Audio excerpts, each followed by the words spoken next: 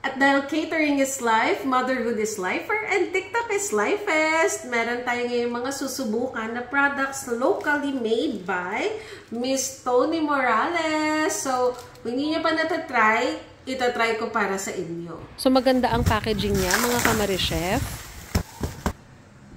This is Biscoff cheesecake, and we are going to try milk chocolate. The next one is white chocolate, and the last one is dark chocolate. Then, para sa pistachio, iba-iba ulit yung tsokolate. So, milk chocolate, and then, combination. Tapos, dark chocolate. So, bubuksan na natin. Wait, I'm so excited. Ang linis ng pagkagawa, Ang linis, Miss Tony. Ang linis. Ang linis. Ito na moment of truth. Okay, so it actually looks good.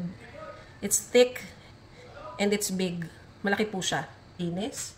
Makintab siya, ha? So, pansin mo, tempered siya. So, we're gonna do the snack test! Uy! Uy, ang ganda! Kita? Kita nyo? Kita nyo!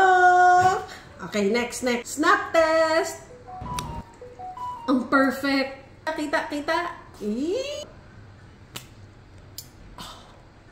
So, sa quality ng trabaho, makikita nyo, pantay. Yung ilalim, ibabaw, tsaka gilid. So, mga pinaghirapan to. Inisip to ng mabuti. It is made literally with love.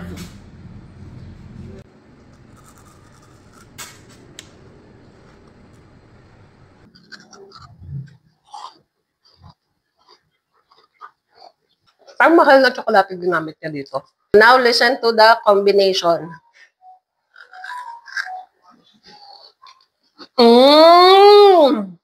Favorite. So this one is really not crunchy, I guess, because of the cream cheese. Sarap. Sarap for... Wait lang.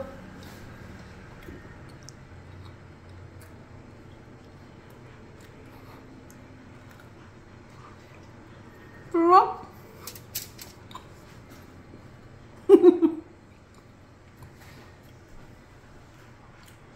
Favorite.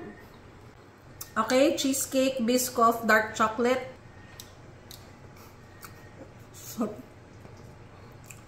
Sarap, B. Inom muna tayo tubig.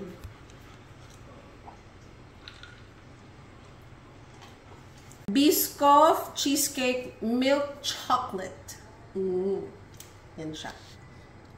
Ito madaming cream cheese to.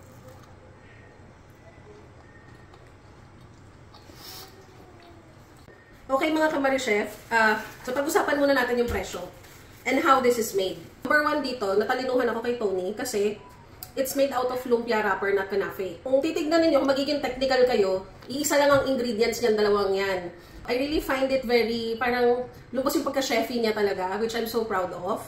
Quality ng gawa, maninipis yung tsokolate. I mean, manipis in a way na pantay-pantay.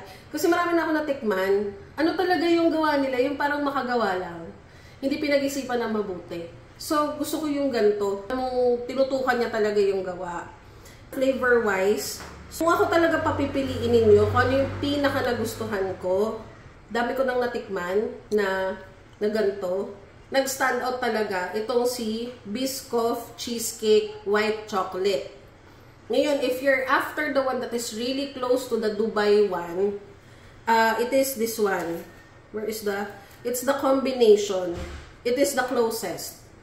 It is not yung tamis na gumuguhit. So, ibig sabihin, matamis siya, pero hindi siya matabang. Yung dark chocolate nang nagustuhan ko dito is mapait siya. So, it's good. So, ayun lang. Ang sarap niya. Miss Tony, congrats. More power to your benta. And sana hindi pala. Meron pala akong isang re-request. Damihan mo yung cheesecake sa loob. Yung cream cheese. Bawasan mo yung For me, suggestion ko lang to. Siguro half and half. Yung, para makikita mo talaga yung pag-stripe niya. Kahit mahal, okay lang. Actually, ang bili ko dito sa lahat-lahat ng to, 3.5 to. Pero yung Dubai chocolate, 2.5. Tapos isang piraso lang. O ito, o sabihin na natin 2.5. Kasi 600 ang isa. 600 ba? O yun. Diba? So yun lang mga Kamare Chef. Bye-bye!